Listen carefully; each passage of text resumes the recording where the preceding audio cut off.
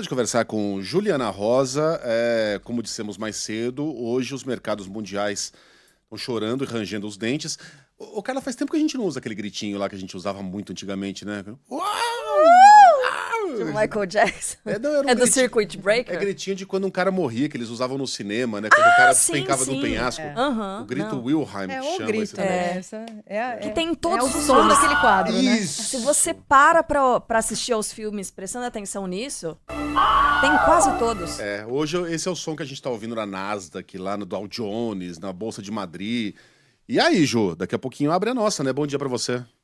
Pois é, o negócio tá feio, né? Teve até Circuit Breaker no Japão, que é quando fecha tudo, quando bate a queda de mais de 10%. Realmente um cenário dramático nas bolsas internacionais, com direito a grito, certamente. Bom dia para vocês, Megali, dia. Sheila, Bom dia. Carla, bom dia aí para o nosso ouvinte. O nosso dólar já abriu, já encostando aqui em R$ 5,90, agora R$ 5,88. O dólar fechou na sexta-feira a 5,83, com a maior alta na sexta-feira em quase 2 anos e meio, desde o final de 2022, que a gente não tinha uma alta tão forte num único dia do dólar em relação à moeda brasileira. Então já abrimos aí com o dólar subindo com força e um cenário que já aponta para um dia bastante negativo na Bolsa de Valores aqui no Brasil também. As primeiras movimentações já apontam um dia de estresse, acompanhando o que está acontecendo no resto do mundo. As bolsas europeias estão caindo em torno de 5%. A Bolsa de Frankfurt chegou a desabar 10% mais cedo também, assim como a Bolsa de Tóquio. A Bolsa de Hong Kong teve a maior queda num único pregão desde 1997. Enquanto isso, Donald Trump, presidente americano, passou o final de semana jogando golfe. Milhares de americanos foram às ruas protestar e ele falou: nós vamos ganhar, aguardem firmes, não será fácil, mas o resultado final será histórico. O que o Trump está prometendo?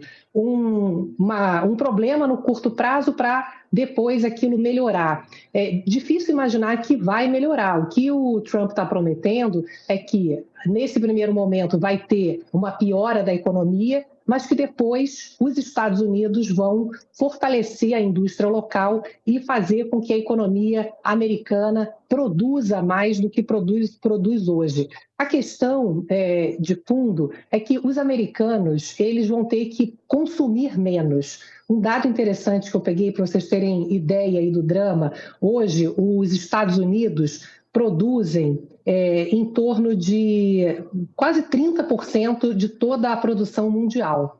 E os americanos consomem mais ou menos o dobro do que eles produzem, tá? Então, o que acontece nesse momento é que os Estados Unidos, deixa eu te dar o número certinho que eu estava procurando aqui, os Estados Unidos eles consomem 29% dos bens produzidos em todo o mundo e eles produzem 15%. Tá? Então, para fechar essa conta, esse déficit, eles vão ter que não só aumentar a produção, mas, obviamente, diminuir o consumo. Qual é a grande questão nesse momento? Será que os americanos vão ficar satisfeitos em produzir mais carros do que consumir carros? Uma sociedade que consome tanto.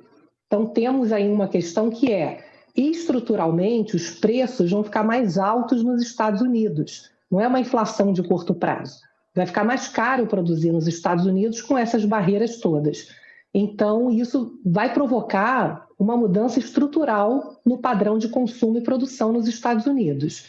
Uma outra questão que eu achei interessante é que, olhando para os chineses, que são os países que são os que mais vão sofrer nisso tudo, os chineses, ao contrário dos Estados Unidos, eles produzem 32% de todos os bens do mundo e consomem apenas 12% deles. Então, ao contrário dos Estados Unidos.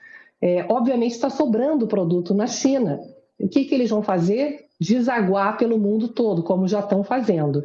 Então, esse é o maior risco hoje que se vê no mundo. Todo mundo vai começar a querer levantar barreira contra produto chinês, aquele olho por olho que vai causar um problema sério de crise global do PIB. E aqui no Brasil, muita gente está falando, a gente pode ser beneficiado porque a gente foi menos tarifado, e se o dólar ficar mais fraco em breve, isso pode ser bom para a inflação, os produtos vão sobrar no mundo, pode ter menos inflação, isso vai ajudar na queda da inflação aqui no Brasil, os juros podem cair menos, isso vai ser bom para o nosso crescimento de curto prazo. Isso pode acontecer. Mas só para finalizar, apurando ali com as fontes dentro do próprio governo, eu pergunto, e aí, dá para contar com esse cenário? E a resposta unânime é não, não sabemos o que vem pela frente.